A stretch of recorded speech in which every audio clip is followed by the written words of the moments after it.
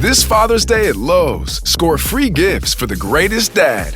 Right now, get a free select DeWalt, Craftsman, or Cobalt tool with purchase of a select battery kit. Plus, get a free Werner 2-foot aluminum ladder when you buy an 8-foot fiberglass ladder. Shop these deals and more this Father's Day at Lowe's. We help, you save. Valid through 6/15 while supplies last. Selection varies by location.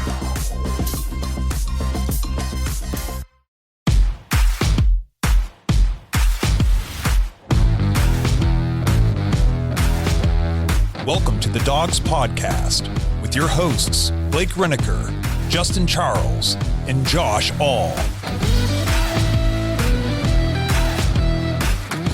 What's up, Browns fans? Welcome back to another episode of the Dogs Podcast. We got Kenny Mack filling in for Justin today.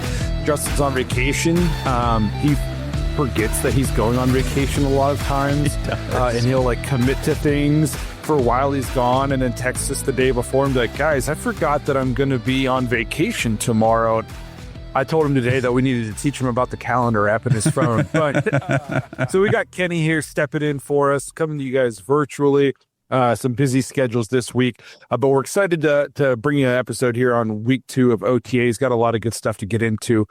Before we do, though, remember, if you want to get your thoughts and intros on the show, head to thedogspodcast.com, tap leave voicemail on the drop-down menu. If you're watching on YouTube, please like and subscribe. Make sure you tap the notification bell so you don't miss any of the content we're putting out. If you prefer to just listen to the show, you can find us on Apple, Spotify, and Google. Just search at the Dogs Podcast on any of the major social media platforms, and you'll find us. And lastly, if you're looking for more Dogs content, head to jointhedogs.com, become an official Dogpack member on the Patreon page, sign up to play fantasy football with us. The signups are live now, where they're going to be going until sometime in August. Leagues are filling up fast, so you don't want to be left out on that. We have multiple redraft leagues, a couple dynasty leagues. If there's enough interest, I'm sure we would put together another dynasty league. There's been talks about that, so the fantasy leagues are always a super good time. So if you like fantasy football and you want to play with the Dogs, you want to play with other Browns fans from it's all over the country. So it's a pretty cool league to be in. And I think we have 4 or 5 of them at least, just redraft leagues. It's jointhedogs.com. You also get access to the private Discord. You get extra episodes at times. It's just a good time for everybody involved. So it helps out the show. I said at times because we used to always do an extra episode, and then we just started doing different things instead of extra episodes. But we spruce it up. We keep it lively in there. And you get Browns talk or comic book talk or movie talk literally 24/7. So that's jointhedogs.com. If you want to help support the show, you want extra content, you want to play fantasy football with us, become a Dog Pack member. Excuse me. And then before we move on, again, I want to talk about the Browns Backer event going on in New Philadelphia, Ohio on June 21st from noon to 4, right? I don't have it up right in front of me.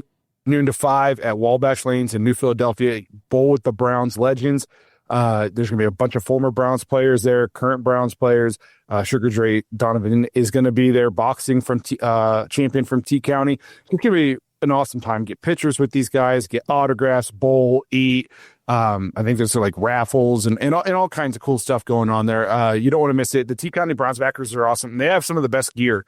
They got cool t-shirts. Rich just designed this one. He hooked us up this year. It's really awesome. It's a nice blend. So the T County Browns backers have really taken off. Kenny's been helping them a ton, to kind of really go from a new club to really become a great up and coming club. So, you don't want to miss that event. It's going to be a good time. Josh and Justin are going to be there unless Justin's on another vacation he forgot about. They're going to be podcasting from that event. So it's going to be a great time. So again, that's June 21st, Saturday, June 21st, Wabash Lanes in New Philadelphia from noon to 5. Come hang out with the T County Browns backers, a couple of the Dogs, and a bunch of former and current Browns players. It's going to be a good time. So diving into the episode now, the first thing I guess we want to talk about, it's depressing news. That's that. Oh, Chubb. Officially signs with the Houston Texans. No longer a Cleveland Brown. No longer a chance to be a Cleveland Brown. I know a lot of Browns fans were holding on hope that, the longer he sat there, the more hope it was giving them that he was going to re-sign with the Browns. But officially a Houston Texan now teams up with another former AFC North running back in Joe Mixon. They have if Chubb gets back to not going to be a Cleveland Brown. Kenny, let's just start with you. Yeah, you know what I had to do? I run the Browns backers up here in Ottawa. I just wrote a thank you note, man. And I basically put it, he's starting a new chapter with the Texans, and I just want to take a moment to celebrate what it meant to Clevelanders and to us here in Ottawa. We were very proud that he was part of the family. Chubb was just a phenomenal running back. He was the heartbeat of the team. He was humble, relentless, and he was all about work. When it was a quiet 100-yard game or whether it was a thunderous touchdown run that brought us to our feet, he gave it every single week. And he was like Joe Thomas, man, just always put the lunch bucket hat on. And from the debut in 2018 to the unforgettable playoff win against Pittsburgh, Nick made it known to be what's Brown. He had pride, he had hope, he gave us hope, and something to believe in, man. So Nick Chubb, thanks. I appreciate you. We appreciate the bruising runs, and we wish you had you back here, man. I'm so disappointed that you're not a Cleveland Brown anymore, but once a Brown in my heart, buddy, you're always a Brown. Let me, so I think we jumped a little out of order. I just want to play this voicemail from Ben real quick about hey guys, how's it going? I just wanted to get your thoughts on it depends if you're listening to this, but the possible Nick Chubb rumors that he's going to the Texans, or like I said, depending on when you're listening, he might be going elsewhere. I'm not too sure. But like, if he does leave, I just wanted to get your thoughts on what you think this will have like impact wise on the squad. Because personally, I think because of all the injuries he had leading up to him leaving, which is like basically one massive injury each season, I think it's going to be easier to accept him leaving. And I think with the rookies that we've drafted, I think we've compensated for him really well. That's just my personal opinion. I'm obviously going to miss him. He's a legend, and he balled out for the Browns every time he stepped on the field. But I just think it'll be easier seeing him leave because of the rookies that we've drafted and the injuries leading up to him. To be honest, I think it'll be trickier. I think it was trickier, watching Baker Mayfield leave than Nick Chubb. But I just wanted to get your guys' thoughts on this as to what you think and what impact it'll have on the squad. Yeah, thanks, Ben, for the voicemail. See, he's right. I agree with him. Nick Chubb, we haven't seen a full healthy season out of Nick Chubb since 2022. He got hurt the second game of 23, so it's pretty much the whole season. Last year, he missed however many games to start the season. Then when he came back, he wasn't really himself. And so it is a little different than if he had just been out there putting up 1,200 yards last year and 12 touchdowns, and then we let him go and didn't re-sign him or anything. But I'm not saying it eases the pain. I mean, when I saw him out there on video clips today, practicing with the Houston Texans and everything, it definitely made me a little nauseous to see him in a different jersey and a different number. I didn't like it, but it is what it is. And he's right. We drafted some very good rookies. And I think I said this the other day on a quick clip, but resetting the age market within your own running back room is never a bad idea, especially whenever your other option was leaning on it. I hate, he's a great player, but he's 29 years old. He's going to be 30. We just got we got a 21-year-old and a 20-year-old, two super young guys, highly productive out of college. I think that the Browns are moving the right direction, getting back to the run game with these guys. I agree. It's one of those things where, as like your GM, you don't want them making emotional fan-like decisions, and bringing Nick Chubb back would have been an emotional fan decision. That's in a way, that's what we last year was. You know what I mean? We gave him the chance to come back off the terrible injury last year. You're just not going to do it 2 years in a row, especially when you just drafted two young running backs, dynamic running backs. You're not going to take the ball out of their hands. And then why do you want Nick Chubb to be on this team to be the third running back? You know what I mean? It's just, to me, it was the right thing to do for Nick Chubb, to not insult him with a league minimum offer, to not say you're going to come back here and get the ball 3 times a game. Give him a chance to go actually play and compete. And Ben said, it sucks, obviously, but it's easier to cope with because of all the time he's missed the last 2 seasons. Like you said, Josh, he's not coming off a 1,500-yard, 12-touchdown season, and we were just too cheap to resign him. We're not the Cincinnati Bengals. It's, you know what I mean? And I saw a lot of people online talking about how they hate Andrew Berry for not bringing him back and all this stuff. And it's just Andrew Berry did the right thing for the Browns, and he did the right thing for Nick Chubb. Let Nick Chubb go be a guy who can get the ball. he's not going to get the ball here. It's just, so I don't know. It obviously sucks, and I'm hoping Nick Chubb is great in every single game he plays, unless we happen to play them, and I hope he doesn't have any more injuries, and I hope he bounces back and he's awesome and he has a great, a couple more years of his career. But I'm a Browns fan. As much as I love Nick Chubb, I'm a fan of the Browns before I'm a fan of any one player on the team.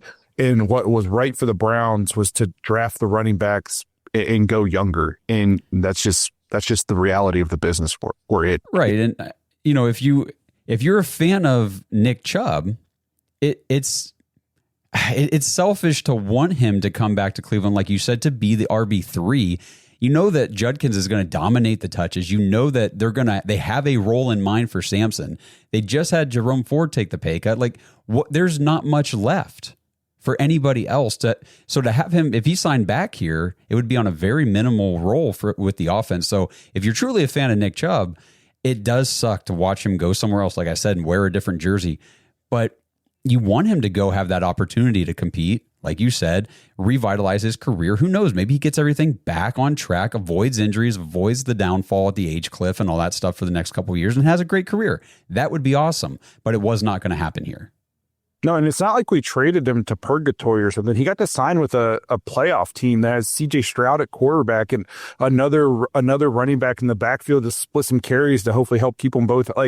He's in a good situation. So like you said, if you're a fan of Nick Chubb, Nick Chubb was done right by in the fact that he didn't have to take some league minimum deal. He didn't get paid big money, but he didn't just sign for, $900,000, or whatever the league minimum is. I think and he has a chance to be a feature back. Yeah, we should just say real quick for anybody who didn't see the numbers, it was a $2.5 million contract, 1-year deal with incentives that could get him up to $5 million this year. Yeah, and so you guys kind of hit the nail on the head too with Barry. I mean, he put Amari Cooper in a good spot. He put Zadarius in a good spot. A lot of times, even with Baker Mayfield, he put him in a spot where he could have started, right? And he did start, and he did start, right? And Nick's in the same spot, coming over here, like you said. There's not going to be a lot of touches, and hopefully he thrives. I'm still going to miss him. Like you said, it's tough to see him in another uniform and another number. And like I said, once a Brown, always a Brown. He'll be in our ring of honor, man. Oh, for the sure. only thing, if anything, it just makes me more pissed off at Minkah Fitzpatrick. Yes, he's the real he's the real villain in this story. You know what I mean? I never thought watching that game that night was going to be the last time I saw real Nick Chubb play for the Browns. It just screw Minkah Fitzpatrick, you know what I mean? And Fitzpatrick's he's a crap day. Yeah, he just keeps doing it. And so, if anything, that's who I'm mad at today. It's not the Browns or Nick Chubb or anything. I'm just reminded of how much I hate Minkah Fitzpatrick. So we'll move on here and then talk about guys who are currently on the team. Zach Jackson said on X, or just reporting, that the Browns could trade Greg Newsome to Green Bay for one of their veteran wide receivers. We've talked at ad nauseum, that's a big word for me, about the need for wide receiver depth on this team, because behind Jerry Jeudy, it's bleak. I mean, if Jerry Jeudy goes down, holy hell, it's slim pickings out there right now. I know we're maybe seeing some flashes of Jamari Thrash in these OTAs, but man, he left a lot to be desired last year. Obviously, a lot of people on the offense did. Cedric Tillman is yet to stay healthy for any kind of long stretch of a season, even going back to college now. It's bleak behind, and he's already hurt. So what do you guys think? I know we've kind of been on the keep Greg Newsome train. We think he's a good player, a very solid corner, and 2, we just think he brings a lot of energy, and he's kind of an emotional vocal leader for the defense, and we never questioned Greg Newsome's effort or want to for the Cleveland Browns. But also last year, the deal, if you have to give up somebody you like to get somebody you like in this league, nobody's just going to, unless you can swindle the Dallas Cowboys, you're not getting a great player for nothing back. So would you guys trade Greg Newsome for a wide receiver on the Packers? And if so, which one would you have your eye on? Well, it depends on which ones are available. Obviously, they just drafted Matthew Golden in the first round and Savion Williams. I think he was a third-round pick for them this year. So they've got 2 rookies in there. But is Jaden Reed available? I know he's their third-year guy. They've got, Romeo Dobbs, I think, and Christian Watson are their fourth-year guys, and then Dontavian Wicks and Jaden Reed are their third-year guys. So for me, it would probably be out of those 4, Wicks, Dobbs, Watson, and Reed. Obviously, my preference would be Jaden Reed. I think that he could come in here and operate out of the slot. Plus, we'd have him for 2 seasons. If you trade for one of the fourth-year guys, you're going to have to make a decision. Are we extending them? Otherwise, are we extending Greg Newsome? Maybe, maybe not. But then you're just swapping a guy for a 1-year rental at a wide receiver position that I don't think either of those guys are going to be as impactful as Greg Newsome would be on the defense. But if you can get Jaden Reed, and Dontavian Wicks is somewhat interesting to me. I know he's shown some flashes. He's also had some issues with drops and things like that. So for me, it'd be probably one of the 3-year guys. I don't really want anything to do with Christian Watson. We already have, like you said, Cedric Tillman, who can't stay healthy. Christian Watson's never healthy, and he never will be. You just can't, until I see it, I'll never believe that he'll ever have a healthy season. He's such a boomer bust guy too. Like that guy will go out and put up 150 yards and look like wide receiver 1 and then just disappear for 2 games and you don't see him, and then get hurt in the 3rd game and then come back 2 games later and just blow up. And it's just like, you just never know what you're getting out of him. Yeah, I think with I don't get the whole wanting to trade Newsome. Like, he seems to be the heartbeat of the defense. And I don't know if I would, but I mean, if I had a gun to my head and keep going on with talking about this take, I would probably go with Jaden Reed as well, because I liked him last year, and he would be, to me, a high volume receiver. He could be a top tier returner for us, and he would be that intermediate boost in the slot that we're looking for. So with that dual threat with the return game, I think you get your maximum value with him. Do I think he's an ascending player and do they want to trade him? Probably not.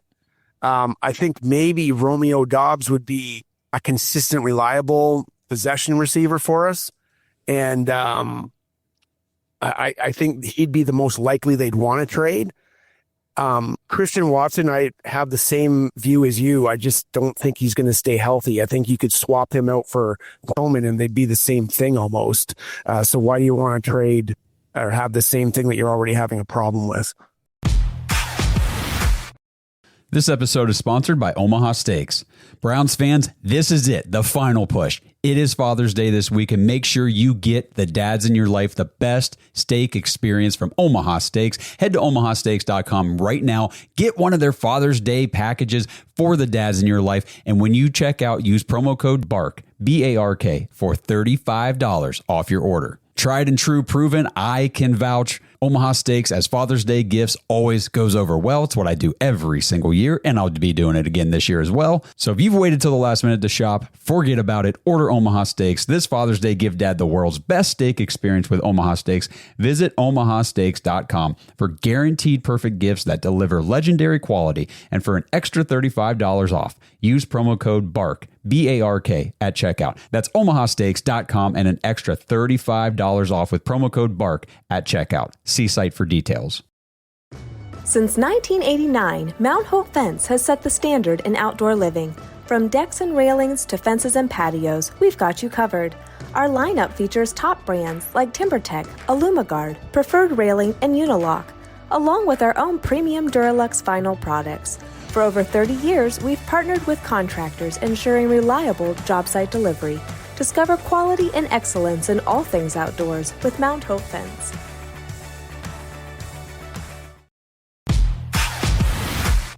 No, I pretty much agree with everything you guys are saying. It's Jaden Reed's clear number one choice, in my opinion. But I like that you mentioned Romeo Dobbs. To me, he's like a sneaky option that I think that the Packers would maybe consider parting. Pretty much ever since he broke on the scene, he's been pretty consistent, been pretty good. He would be the wide receiver 2 on our team. Unless Tillman can stay healthy for a long stretch and continue to ascend, I think Romeo Dobbs would clearly be the number 2 wide receiver on our team. So can you trade a guy who's on the 5th year and you don't know if you're going to extend for a guy who's going to be the number 2 option on your team? Maybe that's something that's worth looking into. But I think if they pick up the phone, they called you and they said, we'll give you Jaden Reed for Greg Newsome, I wouldn't be able to say yes fast enough. Probably. I think he's got a ton of upside. And then Dobbs would probably be second. The Watson it just doesn't make sense to me to trade for the guy. He just can't stay healthy like at all. Yeah. So what Kenny was saying real quick though, I wouldn't necessarily say people want to trade Greg Newsome. Excuse me. I think that, you look at the contract, like you said, 5th year, and if the Browns don't plan to extend him, which it may or may not make sense to extend him, we've got Martin Emerson, who, if he gets back to the way he played in 2023 and before that, he's going to be a guy we're probably going to be looking to extend. You still got Denzel Ward on a big contract, and it might be time to roll the dice again on a first, second round rookie at cornerback rather than extending Greg Newsome. So that's why I think, and he's probably our most tradable piece because of that. And I think he's attractive to another team who's like Green Bay doesn't have cornerbacks. I saw a clip today. They said their cornerback room is so thin. They've got their other wide receiver, Bo Melton, running cornerback drills against the receivers to give them a look because they just don't have enough cornerbacks on the roster. Didn't they just release Jair? Yeah. Yeah, they did. Why? They just didn't want to pay him or what? Yeah, they couldn't come to an extension agreement or something like that. So they let Jair Alexander go. I mean, if we trade them for Jaden Reed and then just go sign Jair Alexander to take his spot, I guess. But no, it'll be interesting to see. I just can't imagine that the Browns are going to enter the season with the current wide receiver core as is. No. But then part of me also says, we've said this about multiple position groups in the Andrew Berry tenure. It's been linebacker. We're like, there's no way we're entering the season with this linebacker core. Defensive line this years ago. Yes, we entered the season with a bad linebacker core. Like you just said, no way we're going into the season with this defensive line. There we were at the start of the season with that defensive line. So it's just going to be another one of those things where it's like, there's no way we're entering the season with this wide receiver core. And then we're sitting there week 1. This is our wide receiver core. I'm getting the sense like we're trying to speak it into existence. Like, oh, Andrew Berry's got to be working on something. He's gearing up for laser eyes. He's going to be doing it. And then we're just going to not do it. And we're all be disappointed. So I'm trying to temper expectations, but I don't think it would be a good idea to go into the season with your wide receiver core as is right now. You're putting a lot on Tillman to stay healthy. You're putting a lot on Harold Fannin to figure it out real fast, and Njoku to stay healthy the whole year.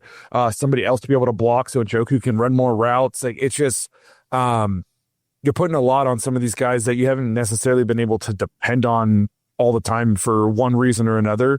So I hope they take this month off or whatever before training camp starts to add another good receiver to the room who's here then for training camp to be ready for the season. So we'll see.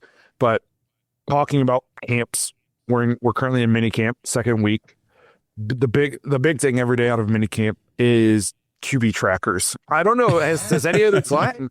I've never heard of this thing. We had a team crazy talk put out passing stats from their OTAs like the Browns media is doing. It's wild. We were texting about it earlier and I was like, I don't put a ton of stock into it because you don't even know.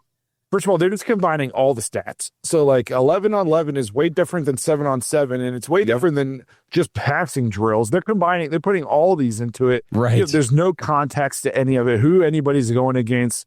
It's kind of crazy. I did text when we were talking earlier, though, the one thing that kind of scares me, I won't say it scares me, but it catches my eye every time is they'll put out these stat trackers, these past stat trackers for training camp. And it's always like Joe Flacco, 6 of 7, Kenny Pickett, 13 of 19, Shadur Sanders, 7 of 8, Dylan Gabriel, 10 of 22.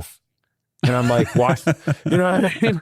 I'm like, he's like consistently in like the 50 to 55% completion percentage on when I see these charts. And I'm like, man, if we're only completing 50% of passes in drills and 7-on-7s and stuff, what are we going to do in full speed games against ones? Like, and then I get like other people's stats are inflated because, Shadur is going up against 2s and 3s and some of this stuff, but it doesn't, I'm not like my curiosity when we drafted Gabriel is quickly fading into, I just don't see it.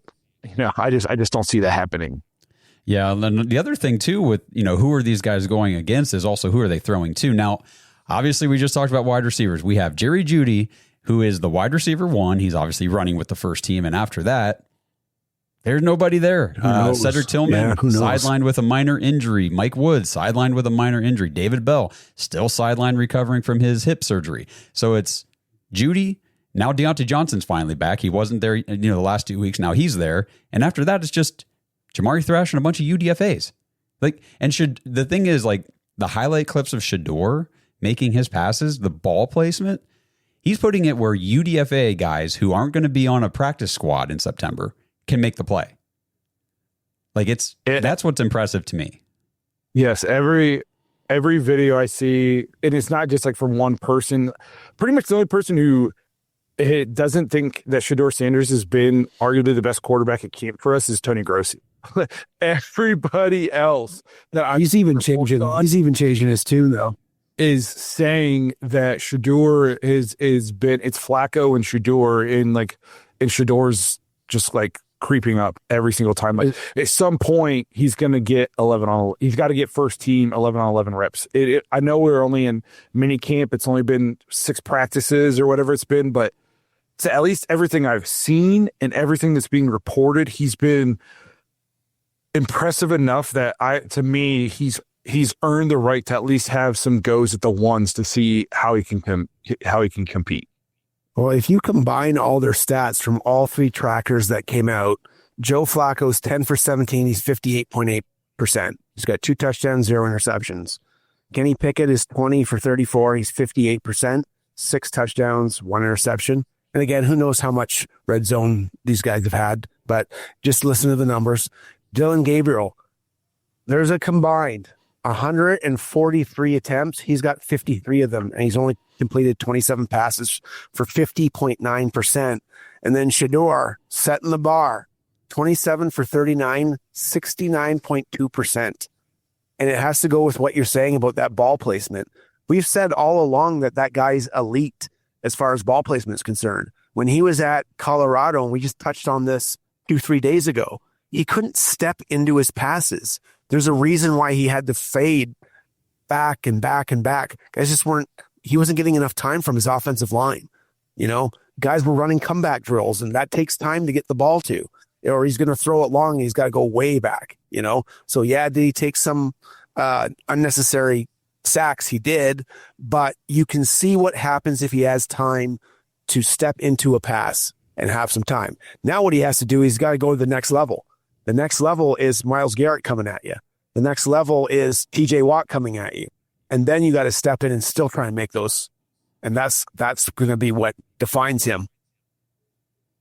The interesting takeaway I had from today was that Joe Flacco had 0 team reps. And is it a sign he's not in the plans, or is it a sign he's a lock and he needs to evaluate the others? For me, he's a lock. I feel like it's pretty much Joe Flacco's penciled in day 1 starter.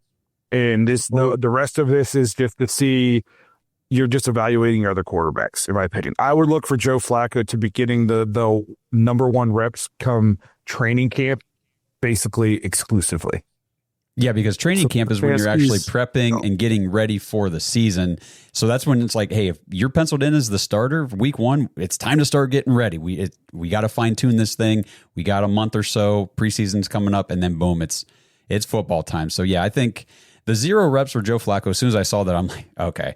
They took the very first day of these minicamp sessions and said, we have got to evaluate these other 3, because we've been talking about it. I've been saying it for a couple of weeks now.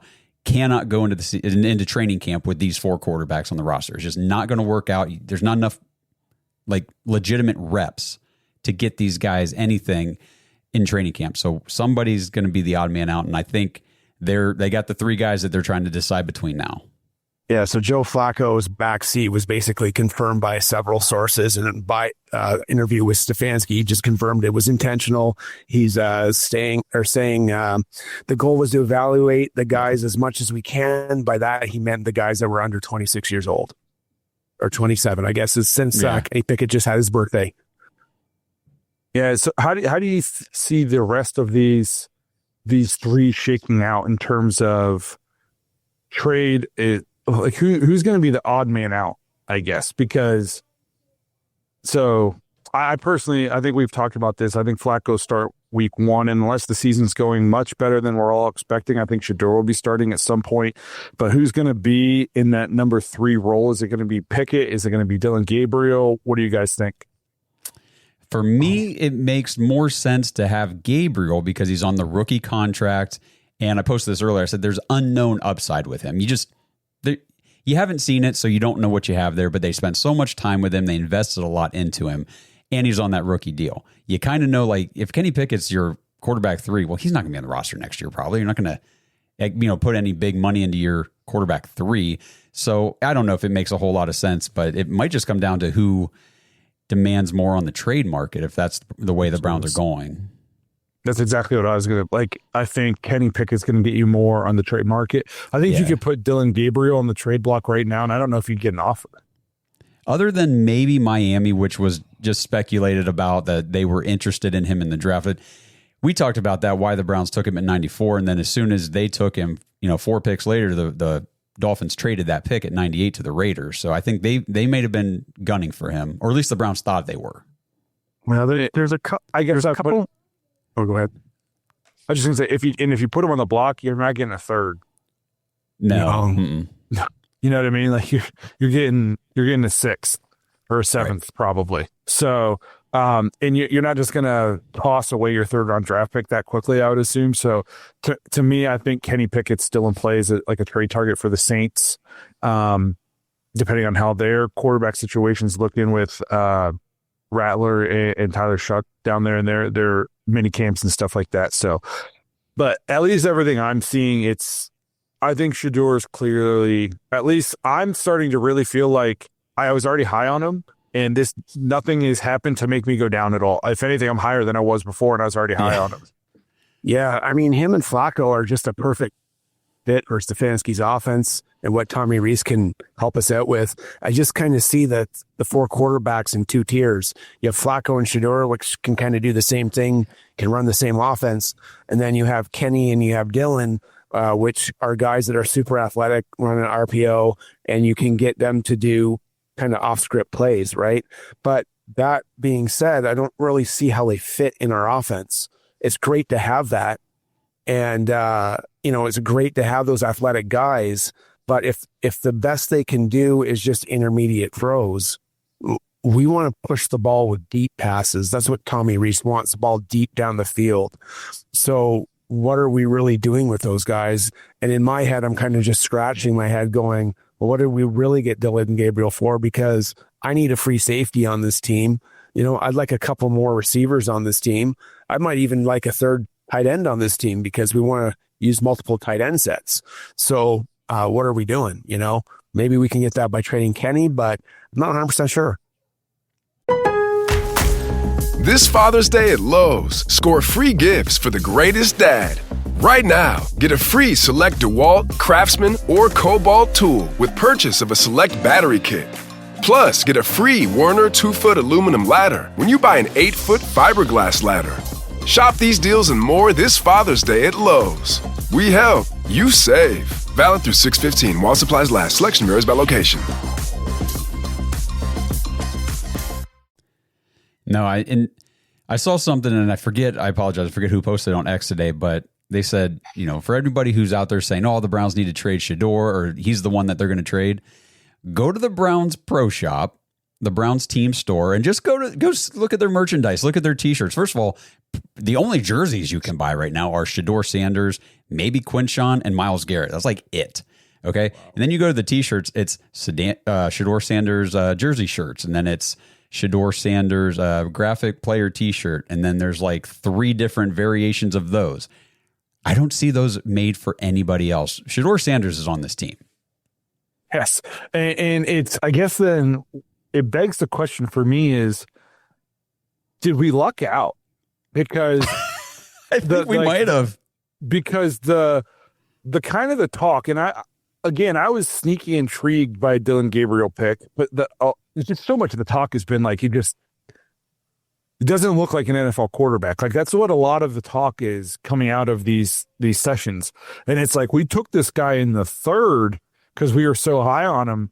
And if we didn't get lucky that all these other teams were just still passing on Shadur and he just kept dropping to the point where we were able to trade up and grab him in the fifth, we'd be sitting here going potentially, and I'm not saying any of them are or are not the answer right now because it's been, 6 practices, but right. At least by the way things are looking and what we're hearing from reports and seeing videos, we could be sitting here like we don't have an answer. And it's like we've lucked into grabbing a guy in the fifth just because other people were passing on him that might end up being the future. And it's like, it's almost like a Trey Lance, Brock Purdy situation. Obviously that was more stark because Trey Lance went 3 and Purdy went literally dead last in the draft. But it kind of has that same feel like, yeah, Dylan Gabriel was taken higher than Shadur, but it's, once you watch him play, it's just like that at this point, that doesn't matter. And this guy's just clearly better than the other guy.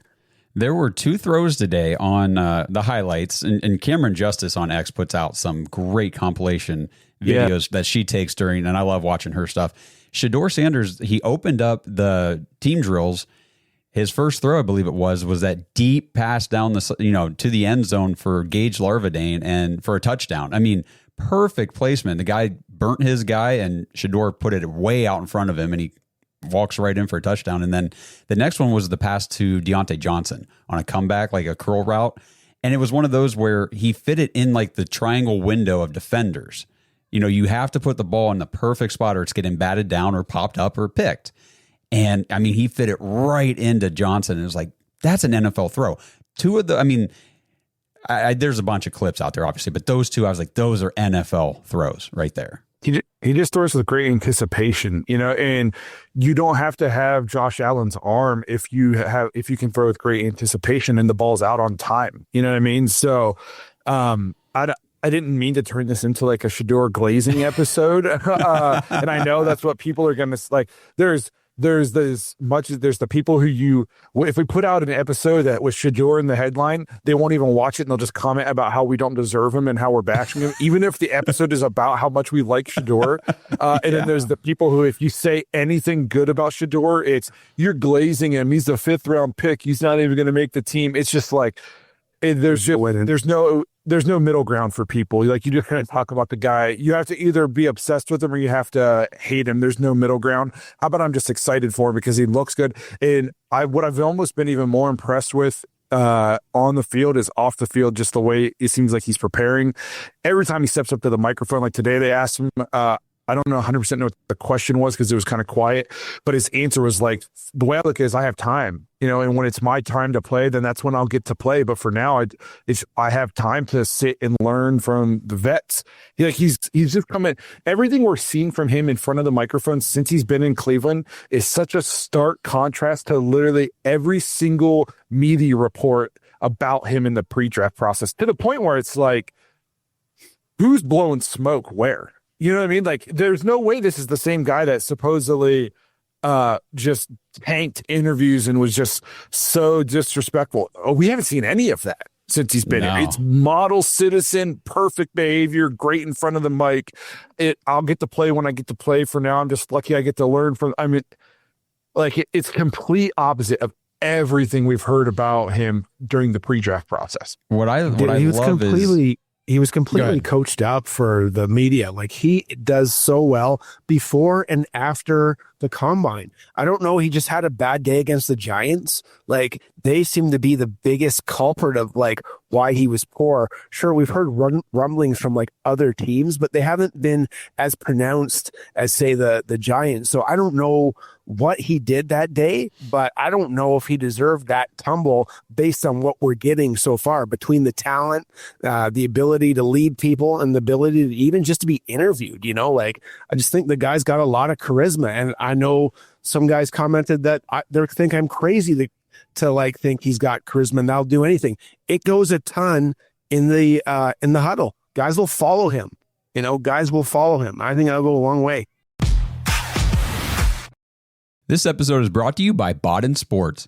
Browns fans, it's summertime. Time to get outside and take advantage of the beautiful weather and play some backyard games. Head over to boddensports.com, BADEN sports.com/dogs, and check out all their summertime gear. And for 10% off your entire order, just use promo code DOGS, DAWGS, when you check out. Now, if you guys love pickleball, Bodden Sports has all the gear you need, including a variety of paddles, balls, and complete pickleball sets with a pack and go carry case so you can play in the backyard or take it on vacation to play with the entire family.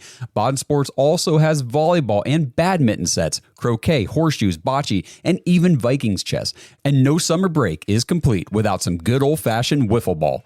Plus, Bodden has all kinds of different basketballs with special outer layers that are designed specifically for whatever surface you'll be playing on. So don't waste 1 second this summer. Head to boddensports.com/dogs to get the backyard outdoor gaming gear that your family needs and get 10% off your entire order with promo code DOGS, DAWGS, when you check out. That's boddensports.com/dogs. This episode is sponsored by Southern New Hampshire University. Browns fans, I can't tell you guys how many people I've known over the years who have missed out on job opportunities simply because they don't have the right degree or even have a degree at all. I mean, these are people who otherwise would have been perfect for the position they wanted, but they got turned away simply because of educational requirements. If you've ever felt stuck in a job you didn't enjoy, or you felt unqualified or unable to advance your career due to your lack of education or experience, heck, maybe you even have a degree, but now you feel like you chose the wrong major, Southern New Hampshire University could be the answer for you. Go to snhu.edu/bark, BARK, to learn how you can get started today. SNHU has programs in psychology, cybersecurity, computer science, sports management, game development, data analytics, and finance. SNHU is one of the largest online accredited universities in the United States, and their programs are radically affordable. Their online tuition rates are some of the lowest in the nation. And you might even be eligible for financial aid or have prior college credits that could fast track your degree at SNHU. And because networking is everything, your courses are taught by faculty with real world experience. So you'll have opportunities to connect with people inside the industry. And then when you graduate, SNHU will still be there to help you as you begin your job search. So if you're ready for something new, head over to snhu.edu/bark and learn how you can get started working toward your new career today. I'm glad Greg you said that. Already talked about it. That's what I was I had his quote pulled up. Yep. Yeah, go ahead, Josh. If you got it pulled up, go ahead. Yeah, he was on NFL Network and they asked him about Shadur, and Greg Newsome said he's been amazing, a sponge. It's just crazy a guy this young with this much notoriety can handle media and things like that. And then he went on to say, I think his dad has really taught him how to be that guy in the spotlight and understand what comes with it. And what you're saying, Kenny, like the team just really seems to be gravitating toward him. Everybody's pumped about him. You see the clips of him out there with Joe Flacco, like powing around, having a good time. Then there's the other clips that, Mary Kay was showing where Joe Flacco is instructing Shadur, like showing him, hey, when you drop back, turn, look this way. Or, I don't know exactly what they're saying, but you can tell by their, their body motion, body language, and Shador's taking it all in. I love to see that. It's like he's super coachable. Well, he's like the reason. He's the reason why we're saying that training camp is better this year. It must be the energy that he's bringing to this team. It's overall like, I know they're building for something. I know you're starting new, but there's something about that guy that's making even the pundits, even Tony Grossi sometimes says, "Hey, that kid's got something." I couldn't be more excited for the potential, and I almost feel bad just like catapulting him above Dillon Gabriel just because I think Dillon Gabriel seems like a really nice kid. I just think it's becoming like more and more clear that they're different levels of quarterback. People like to talk about how Dillon Gabriel played against so much better competition. He also played with much better talent around him.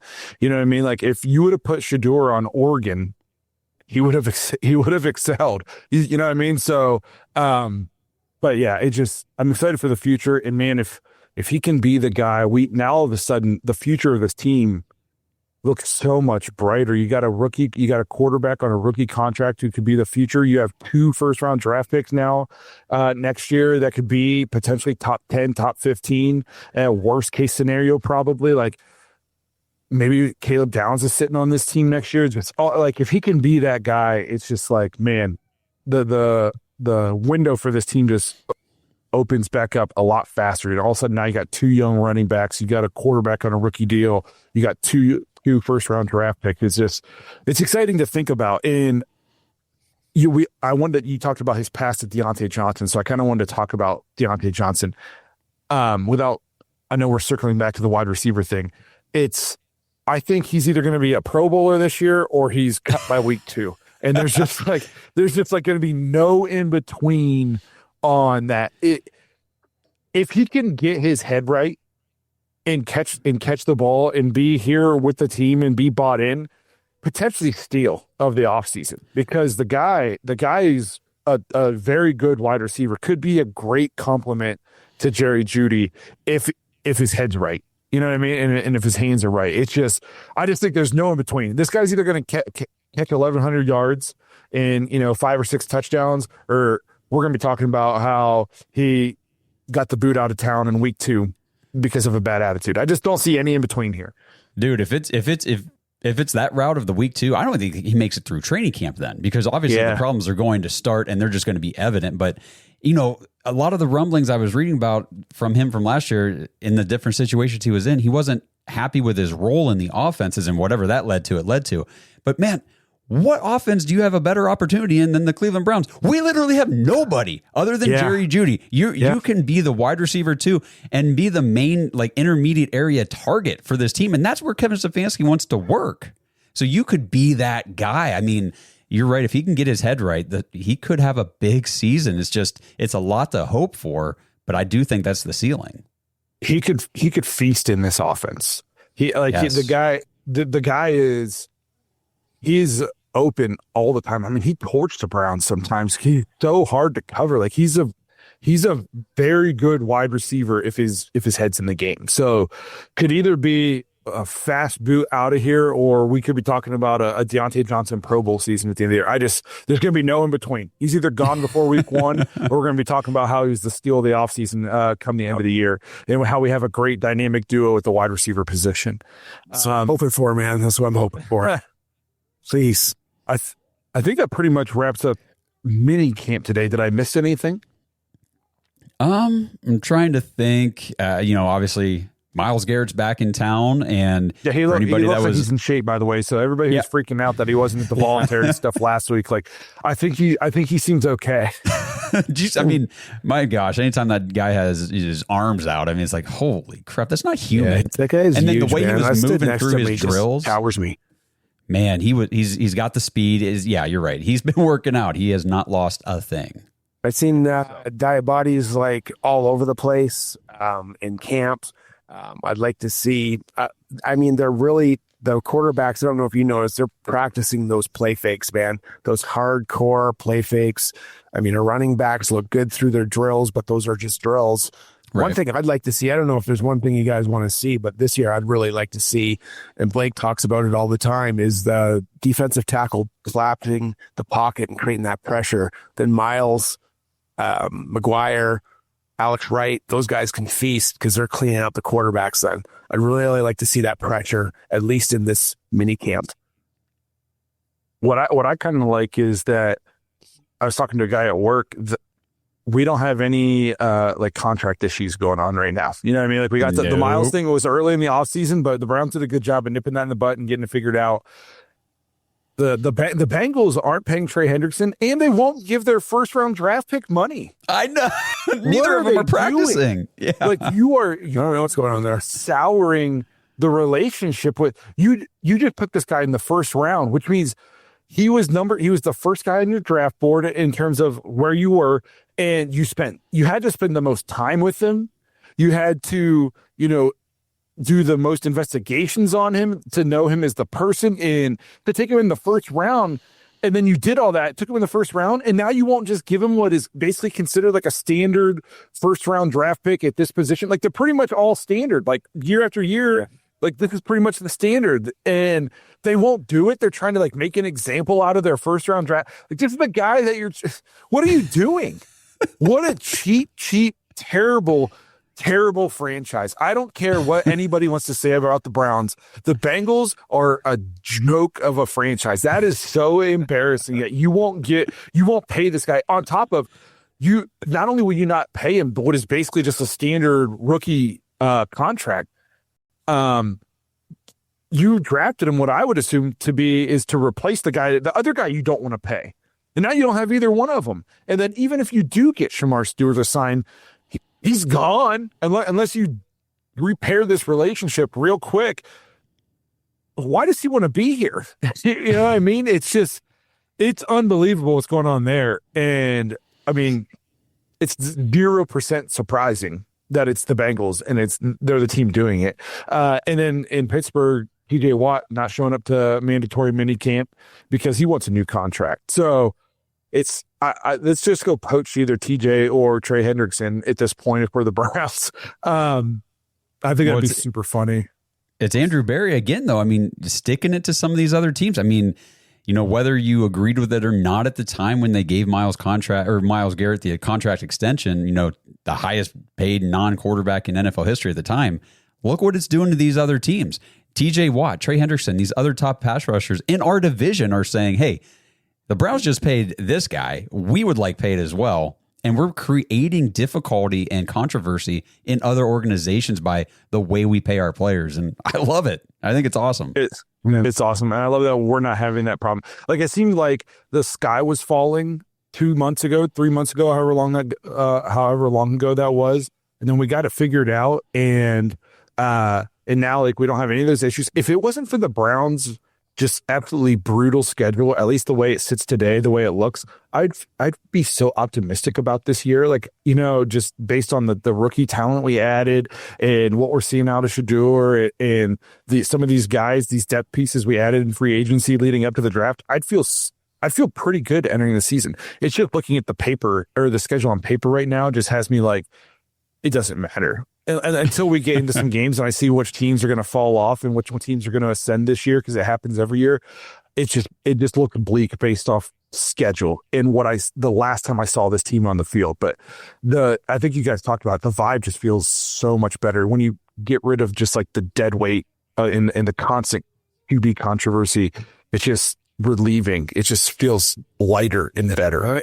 I think they cut some anchors, like I said last episode. I think it's the rookies, including Shadur, which I just mentioned, and Joe Flacco brings a lot to this team. I think the locker room vets, they respect him, and I heard it when you guys were speaking with Joe Thomas. I'll say it again, like, he spoke like he was a veteran in the locker room, and he was just kind of giving the accolades for Joe Flacco.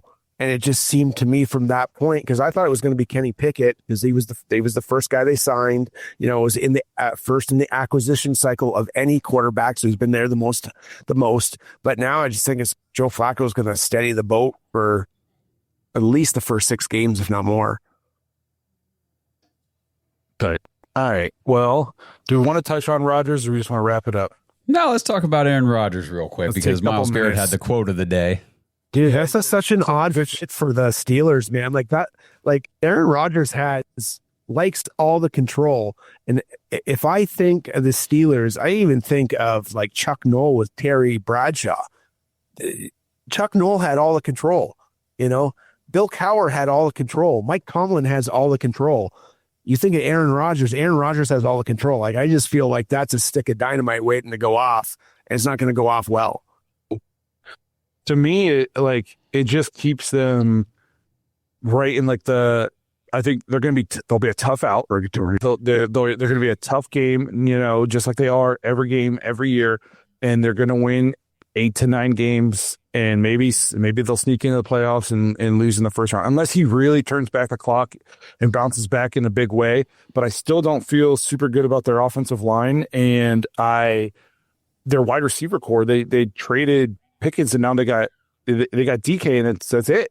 DK and Freiermuth. So, it's like our receiver core. I think he still has enough in the tank, and he's plenty good enough to be good for them. But Russell Wilson was good for them, and they couldn't do anything. Justin Fields played well for them, and they're just stuck in purgatory. They either need to tank, they need to just suck it up and tank and have a bad season, or they need to take the big swing, give up some draft picks and some capital and do something crazy and try to. They're such a safe team. They're that mom and pop shop that's just sitting there, and they're like, we're not gonna expand, we're not gonna open another store because we're just happy where we are. We got a good life and we're just gonna stay here and we're not gonna go for it. And that's where they're at. The problem is in sports, the goal is to get to the championship. You know what I mean? And I would rather do like what the Browns did, where it's just brutal for a season or two, but at least we tried. At least we weren't just content and complacent to just sit there and be mediocre. So, do you think he can replicate this? Do you think he can replicate the stat from last year? He was 63% passing, almost 3,900 yards, and he was 28 for 11 for a 90.5 passer rating. If he does that, honestly, he'll 10 wins. I honestly think he can be better because that's coming off the Achilles. So I think he could. The biggest issue for me is I think the Jets offensively have a better roster. And, so it's like they just drafted Caleb Johnson. We think he's going to be good, but we don't know their offensive line. I'm not in tune with what the Steelers do enough, so I'm sure but their offensive line's not great as far as I know. No. They haven't been able to run the ball that well the last few years. Like Najee could get 1,000 yards, but it's on 2.9 yards per carry. And even their former players have talked about how like they didn't know what they were doing on offense. So yeah, sure. I think I just think he can be good, but until they take a big swing, go get an actual offensive mind like Arthur Smith. I just think they're stuck. I just think they're stuck until they decide to take the big swing and try something different. Or maybe they find a Shadur Sanders in the 5th round. Who knows? We'll see. I hope not. We'll see, because Aaron Rodgers did show up to minicamp today with a wedding ring, so he is now married. Maybe things have changed. Maybe he'll be a little bit different. No way. I didn't know he was sick. So good for Aaron. I like that Miles. They asked Miles about it. He said, "I think it's a good opportunity to put him in the graveyard," meaning the quarterback graveyard that he puts out every Halloween for every quarterback he sacked. He's got a tombstone out there. So, yes, let's add Aaron Rodgers and let's put like 4 or 5 tally marks on there for every time you got him. I like that. That's a good way to end it. The graveyard. I think so. The graveyard quote. All right. Well, we appreciate you guys being here, hanging out with us. Thank you, Kenny Mack, for stepping in for Justin whenever Justin was on vacation. Again, make sure you guys go check out the T County Browns Backers event Saturday, July 21st, noon to 5 at Wabash Lanes in New Philadelphia. It's going to be a good time. If you want to play fantasy football with us, jointhedogs.com, become a Dog Pack member, jump into the Discord, sign up for the fantasy league so you don't miss out. Let us know what you guys think about the quarterback competition, what's going on, who's the odd man out. Let us know outlook on the season. Just give us your thoughts on the Browns. Leave us some voicemails. We haven't got a ton of voicemails. We like playing them. So it's the Dogs Pack, the dogspodcast.com. Just have to leave voicemail in the drop-down menu. Again, have a good week, and we'll see you guys probably tomorrow. Josh probably has an episode or something. I don't know.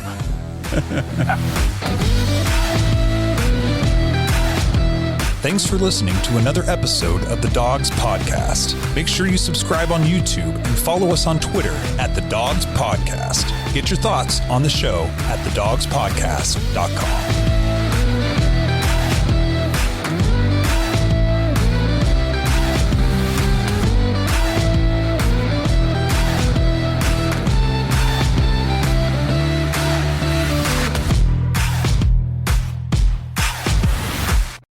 This episode is sponsored by Manly Bands.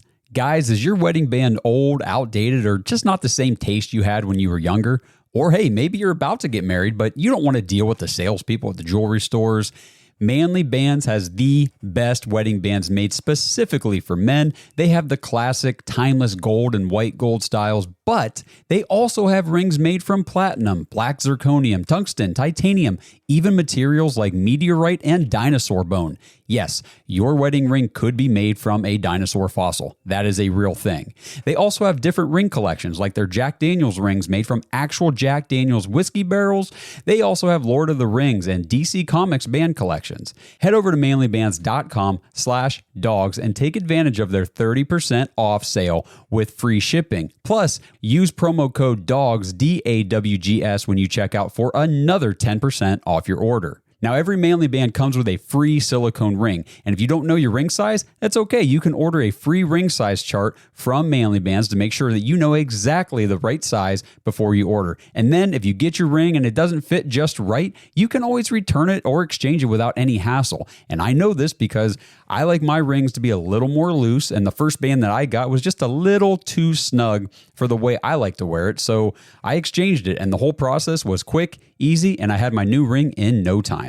And now, Manly Bands is even accessorizing men beyond just your wedding rings with their chain necklaces and chain bracelets made for men by men. And if you need groomsmen gifts or anything else, Manly Bands has you covered with their barware, whiskey glasses, flasks. They even have customized coasters and flight trays. So skip the jewelry stores, avoid the salespeople, and get a wedding band that was designed for you. manlybands.com/dogs to get 30% off, free shipping, plus get an extra 10% off when you use code DAWGS, DAWGS, when you check out. Lowe's knows you want the best for dad. This Father's Day, help him take on any project with big deals on DeWalt. Right now, get a free XR8 amp-hour battery when you buy select DeWalt tools. That's not all. Get up to 2 free select tools when you buy a select DeWalt 20-volt max battery kit. Maximum initial battery voltage measured without a work load is 20 volts. Nominal voltage is 18.